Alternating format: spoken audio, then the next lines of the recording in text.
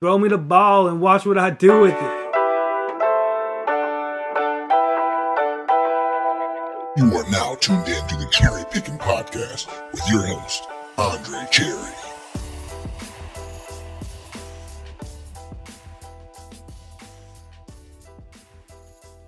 Hey everybody, this is your host Andre Cherry, and you are listening to the CherryPickin podcast, which is presented by the Big Heads Media Podcast Network. Hey guys, thank you for tuning in to a very special episode of the CherryPickin podcast. On this episode, I'll preview the upcoming Temple versus UCF matchup this weekend. The Temple Owls will attempt to win its 9th straight home victory on Saturday as the Knights come into town this weekend. The Owls are 5-2 and 2-1 in the conference after the 45-21 loss to number 19th ranked SMU in Week 8. From an offensive perspective, the Owls were limited to only 273 yards, which was their worst offensive performance through 7 games of this season. And the Owls' ground game, which we've seen flourish early in the season with Ray Davis as a running back, was virtually non-existent. Temple was held to only 69 rushing yards on 33 attempts. The Owls were averaging over 209 yards rushing the previous 3 games of the season. The 69 yards is the second lowest rushing total this season. The worst performance for Temple came during the Buffalo loss earlier in the season, and in that game, the Owls' ground game was limited to only 31 yards on 23 carries. This offense is efficient when the ground game is working. The Owls will need to return to what it does best, running the ball well, this weekend against UCF if it expects to win. Temple's quarterback Anthony Russo, he didn't have his best game of the season either, but you'll also have to factor in there were a lot of drop passes from his targets who have been generally pretty reliable in the past. Anthony Russo went 18 for 32 for 171 yards through the air with 1 touchdown. He also split time with quarterback Todd Centeio, who has been receiving limited reps in games pretty consistently since the East Carolina matchup on October 3rd.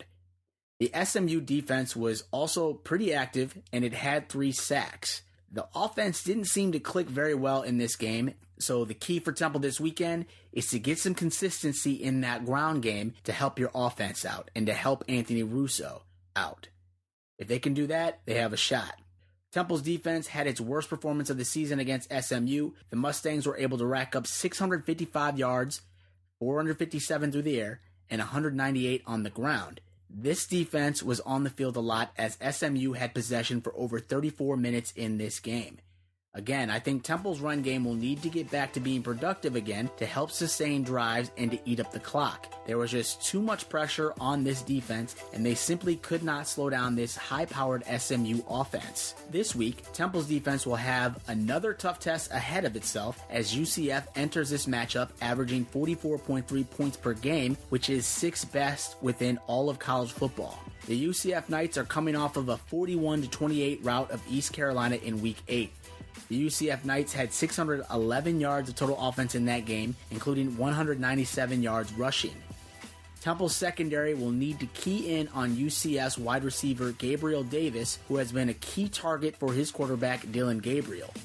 Davis currently leads the conference in receiving yards with 833 and receiving touchdowns at 10. In conclusion, both Temple and UCF are 5-2 and 2-1 in the conference.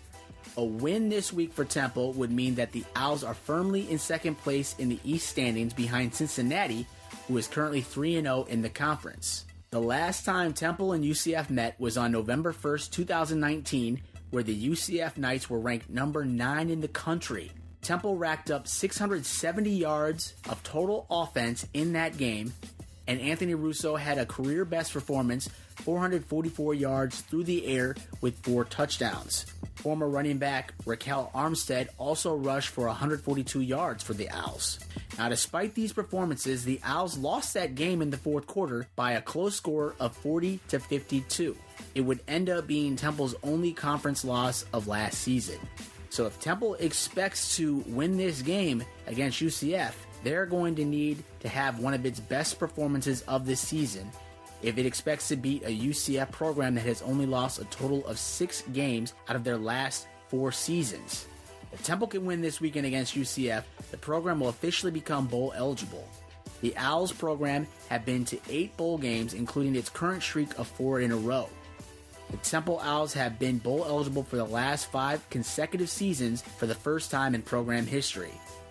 Next week, the Owls are on a bye, but the week following that, the Owls travel down to UCF for a Thursday night matchup with the Bulls, which will be aired on ESPN. My prediction for this game, UCF 32, Temple 27. Thank you guys for listening to this podcast. Hope you guys enjoy the game, and I'll talk to you soon. Take care. Thank you again for tuning into my Cherry Pickin' podcast. If you enjoyed this episode, please feel free to subscribe to my show and drop me a rating on Apple Podcasts. All of my digital content can be found at the website CherryPickinSports.com.